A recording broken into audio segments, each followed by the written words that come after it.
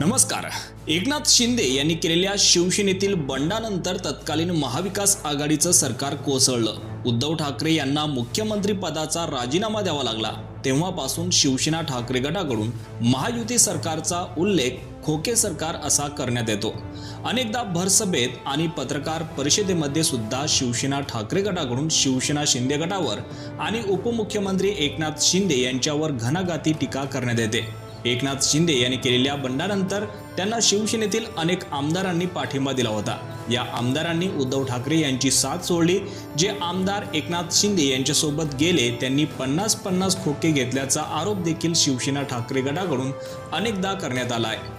तसेच काही दिवसांपूर्वी पुन्हा एकदा शिवसेना ठाकरे गटाचे प्रमुख उद्धव ठाकरे यांना मोठा झटका बसला। शिवसेना ठाकरे गटातील 9 पैकी 6 खासदारांनी उद्धव ठाकरे यांची साथ सोडली।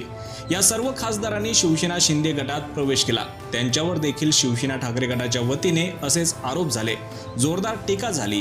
खोका हा शब्द सध्या राजकारणात चांगलाच चर्चेत आहे। दरम्यान याच शब्दावरून आता आदित्य ठाकरे यांनी मिश्किल टिप्पणी केल्याचं पाहायला मिळत आहे। एका पत्रकार परिषदेमधील हा प्रसंग आहे। ऐका तुम्ही हा खोका कोणी ठेवलाय?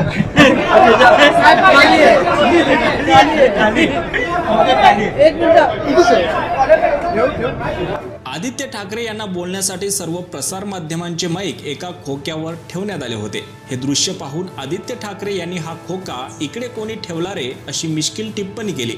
त्यावर लगेच पत्रकारांनी देखील हजरजबाबी उत्तर दिलं। तो खोका खाली आहे असं पत्रकाराने म्हटलं।